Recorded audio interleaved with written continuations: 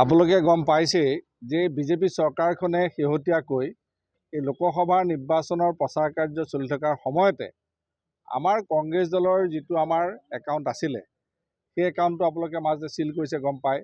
আৰু শেহতীয়াকৈ কি কৰিছে যে তেখেতসকলে 4 বছৰৰ এটা পুনৰীক্ষণ কৰি পেলাই তেখেতসকলে পেনাল্টি লগাই পেলাই প্ৰায় 1800 অধিক কোটি টকা তেওঁলোকে জৰিমনা দিব বিচাৰিছে। আজি চাওক আমাৰ এনেকুৱা অৱস্থা হৈছে যে আজি আমাৰ কৰ্মচাৰীসকলৰ দৰমহা দিবলৈ পইচা নাই। আজি কংগ্ৰেছ দলৰ নিৰ্বাচনৰ পুঁজি যিখিনি প্ৰচাৰ কাৰ্য কৰিবলৈ আমাৰ চেণ্ট্ৰেলৰ পৰা যিটো যোগান ধৰে সেই যোগান আজি বন্ধ হৈ আছে। আজি তেওঁলোকে একমাত্ৰ গণতন্ত্ৰক হত্যা কৰি আজি কংগ্ৰেছৰ ওপৰত কৰ সন্ত্ৰাস চলাইছে। আজি কংগ্ৰেছ দলক তেখেতসকলে ভয় খাই পেলাই ভিত্তি প্ৰদৰ্শন কৰি পেলাই কৰ সন্ত্ৰাস কৰি তেখেতসকলে কংগ্ৰেছক এই আগন্তুক নিৰ্বাচনৰ পৰা বিৰত ৰাখিব বিচাৰিছে।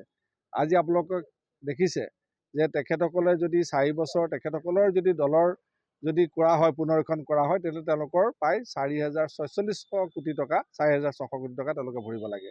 কিন্তু তেওঁলোকক সেইটো বিজেপিক কৰা নাই, কেৱল মাত্ৰ কংগ্ৰেছক 1800 কোটি টকাৰ অধিক পেনাল্টি লগাই তেওঁলোকে কংগ্ৰেছৰ পৰা গোটেই পইচাটো আমাৰ যিটো জমা আছে সেই পইচা লৈ যাব বিচাৰিছে।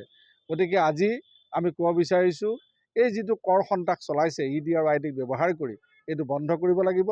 আৰু এই কৰ সন্ত্ৰাসৰ জৰিয়তে পুনৰবাৰ গণতন্ত্ৰক হত্যা কৰিব বিচাৰিছে। আজি গণতন্ত্ৰৰ মুখ বন্ধ কৰিব বিচাৰিছে। আৰু বিজেপিৰ মূল উদ্দেশ্য হ'ল যে কোনো বিৰোধী থাকিব নালাগে, একমাত্ৰ বিজেপিয়ে ৰাজপাট দখল কৰিব লাগে। তেওঁলোকৰ এই যিটো ধাৰণা এই ধাৰণাটো এতিয়া ভাৰতবৰ্ষৰ ৰাইজে বুজি পাইছে। আজি আমি ইয়াৰ কাৰণে তীব্ৰ প্ৰতিবাদ কৰিছোঁ যে এই সন্ত্ৰাস বন্ধ হ'ব লাগিব, এই কৰ সন্ত্ৰাস বন্ধ হ'ব লাগিব।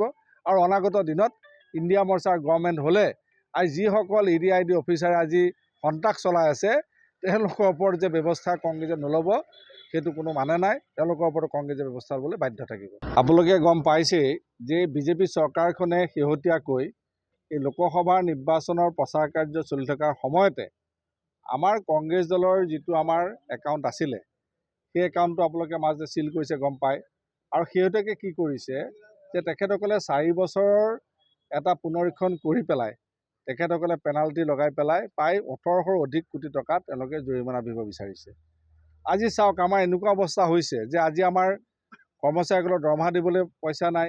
আজি কংগ্ৰেছ দলৰ নিৰ্বাচনৰ পুঁজি যিখিনি প্ৰচাৰ কাৰ্য কৰিবলৈ আমাৰ চেণ্ট্ৰেলৰ পৰা যিটো যোগান ধৰে সেই যোগান আজি বন্ধ হৈ আছে। আজি তেওঁলোকে একমাত্ৰ গণতন্ত্ৰক হত্যা কৰি আজি কংগ্ৰেছৰ ওপৰত কৰ সন্ত্ৰাস চলাইছে। আজি কংগ্ৰেছ দলক তেখেতসকলে ভয় খাই পেলাই ভিত্তি প্ৰদৰ্শন কৰি পেলাই কৰ সন্ত্ৰাস কৰি তেখেতসকলে কংগ্ৰেছক এই আগন্তুক নিৰ্বাচনৰ পৰা বিৰত ৰাখিব বিচাৰিছে।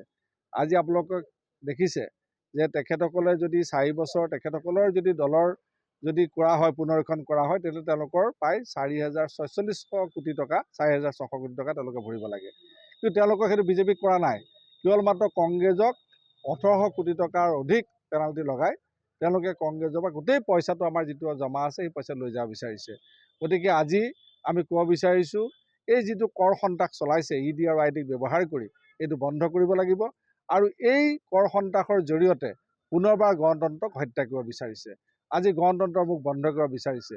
আৰু বিজেপিৰ মূল উদ্দেশ্য হ'ল যে কোনো বিৰোধী থাকিব নালাগে, একমাত্ৰ বিজেপিয়ে ৰাজপাট দখল কৰিব লাগে।